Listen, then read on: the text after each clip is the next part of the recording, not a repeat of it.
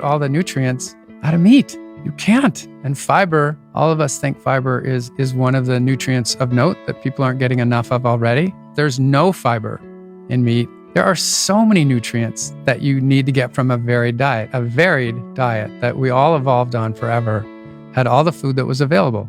But to focus on one food group alone, after all my years of training, there's no way I could support that.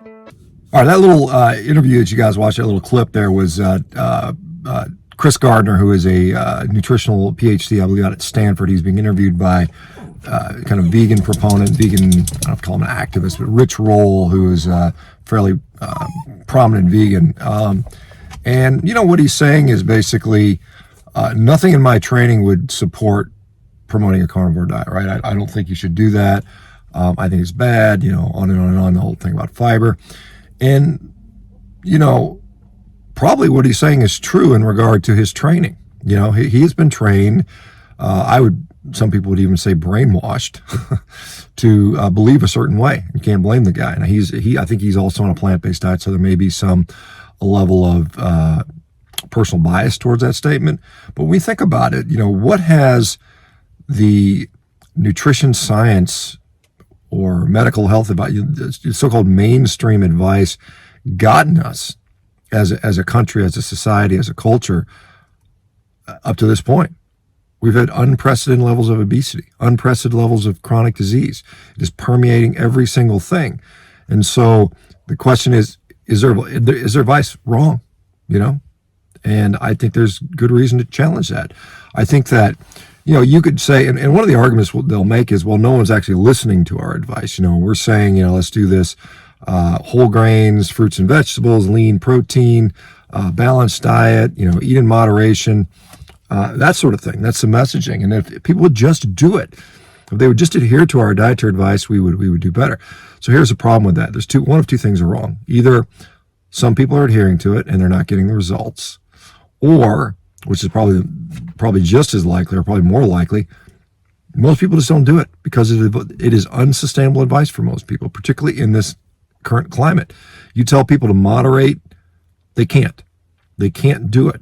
And so what do they do? What do they do to find success? Well, they have to do something, quote unquote, extreme. They go on a all low carb diet or a vegan diet or a carnivore diet, to get results. And I can tell you, particularly when it comes to the issues around food addiction, and I think a lot of people are addicted to food. I think a lot of people struggle to stop eating the ultra processed garbage that so many of us overconsume. They really do. And I think, the low fat diet doesn't help to quell those cravings, whereas something like a carnivore diet has been very effective for a lot of people. I'm talking people that are, super morbid obese, and they finally, for the first time in their life, somebody gives them permission to, hey, just eat a bunch of steak, right? And guess what happens? They all of a sudden find that those cravings for that other nonsense goes away. They're able to get off that stuff. And so whether your message is right or wrong, if no one can do it, if it's unsustainable, then it's ineffective. It's pointless, right? So I will maintain that it's better to get people unaddicted to junk food, right, than just about anything else when it comes to nutritional, recommendations. Let's do something that actually works. Not something that we think based on, what is clearly weak science, what is clearly flawed science, right?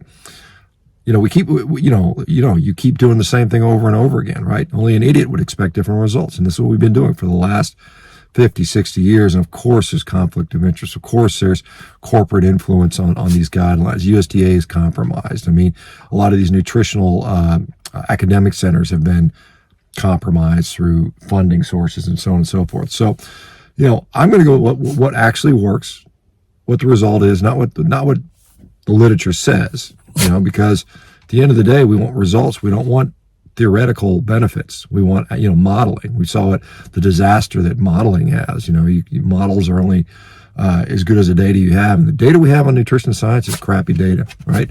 Most of it, probably 80+% of the nutrition science data we have comes from, basically these observational studies, food frequency questionnaires, which are clearly inaccurate. I mean, it's like you're taking with knowingly inaccurate data and trying to make some sort of recommendation based on this.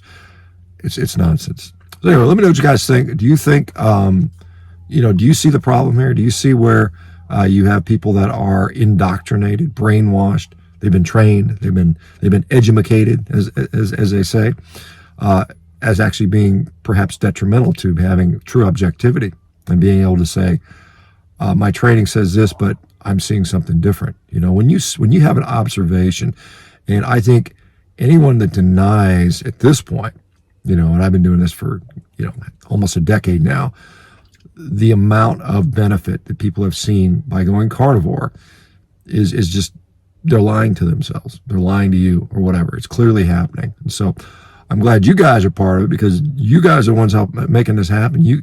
It's not Chris Gardner at Stanford that's going to get people to fix themselves. It's you guys on the YouTube comments. It's you guys on your own YouTube channels. It's you guys, saying, hey, let me try my own thing and see what happens, and sharing those results. That's what's going to change things. So I encourage you to keep doing that. I encourage you to keep pushing back. I encourage you to unaddict yourself from the nasty crap garbage food they keep trying to shove down our throats and tell us it's healthy or save the planet or whatever nonsense they're using to leverage and sort of guilt you into or press you into buying their garbage. All right, guys, have a great one. We'll talk to you soon.